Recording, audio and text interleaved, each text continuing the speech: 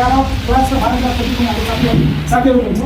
उहाँहरूले आगामी दिनमा अब चाहिँ लोक सेवादेखि लिएर अरू तपाईँले जुनसुकै जागिर गर्नको लागि होस् या फेरि बिजनेस व्यापार गर्नको लागि होस्, त्यसको लागि हजुरहरूलाई कहीँ न कहीँ कुनै न कुनै ठाउँमा यो वित्तीय ज्ञानहरू अवश्य नै चाहिन्छ क्या।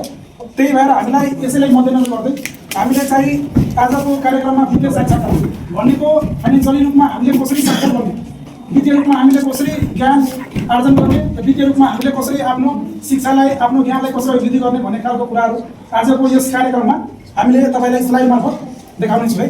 अनि